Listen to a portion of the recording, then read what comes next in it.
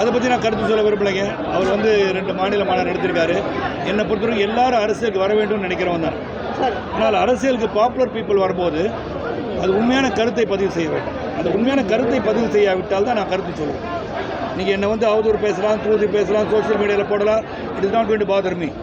என்னை பொறுத்தவரை உண்மையை உறக்க சொல்பவன் நான் கூட இன்றைக்கி வந்து முதல்வர் ஸ்டாலின் அவர்களை பற்றி நான் சொல்கிறேன். எலெக்டட் பர்சனை வந்து தரக்குறையாக பேச யாருக்கு உரிமை கிடையாது. அதுதான் சொல்ல வந்தேன். சார், ஒரு பொதுக்கூட்ட மேடையில் ஒரு பிரதமர் மற்றும் நாட்டின் முதலமைச்சரை வந்து ஒரு விமர்சனம் செய்யும் வகையில் பேசியிருக்காரு இல்லையா? இது கண்டனத்துக்குரியதாக நீங்கள் பேசியிருக்கீங்க.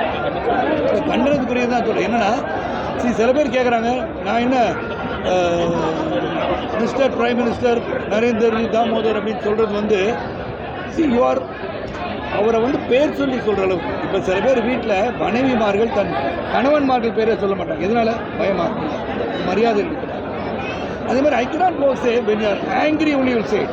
நீங்கள் ஏதோ அவர் மேலே ஒரு துவேஷத்தை கிடைச்சி தான் நீங்கள் பேரை சொல்லுவீங்க. என்ன சரத்குமார் அப்படின்னு அது கோபம். என்னங்க சரத்குமார் அப்படின்றது கோபம்.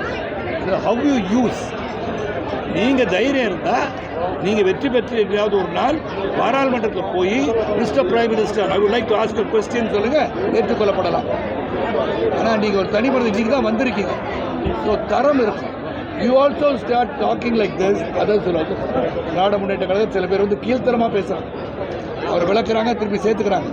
இதெல்லாம் நம்ம முன்னுதாரணமாக இருக்கக்கூடாதுன்னு நான் சொல்கிறேன். Let us not follow the others. You create a crowd around yourself. நீங்கள் தன்மையாக நடக்க கற்றுக்கோங்க. அதுதான் முக்கியம். நாட்டுக்கு வந்து லீடர்ஸ் வந்து ஒரு நல்ல உதாரணம் அமையும்.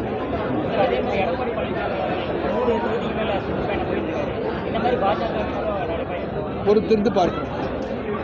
2 மாநாடுகள் வந்து தாவேகா தலைவர் வந்து விஜய் இல்லை, தாவேகான்றது புதிய கட்சிங்க. அதை பற்றி கேள்வி கேட்டுட்டு தான் ரொம்ப எனக்கு இதை பற்றி விளையாடவே பேசுகிற அவசியம் கிடையாது. இதான் நீங்கள் அனைத்து இந்திய அண்ணா திராவிட முன்னேற்ற கழகம், பாரதிய ஜனதா கட்சி, காங்கிரஸ், இப்படிதான் நான் பார்த்துட்டு இருக்கேன். தேமுதிக, சீமானோட அன்பு சகோதரர் சீமானுடைய கட்சி, இவங்களாம் வந்து களத்தில் இருந்து போராடிட்டு இருக்காங்க. ஸோ இன்றைக்கி வந்து அவர் என்ன செய்வார், அவர் செய்யும் போது பார்த்தேன். கொள்கை முதல்ல சொல்லட்டும். கொள்கை எதிர்ப்பாளர் என்ன கொள்கை? உங்கள் கொள்கை நான் நெசவாளரை பாதுகாப்பேன், விவசாயியை பாதுகாப்பேன், எல்லாரையும் பாதுகாப்பீங்க. அதுதானே ஒரு அரசோட கடமை. அது என்ன கொள்கை? Thank you so much.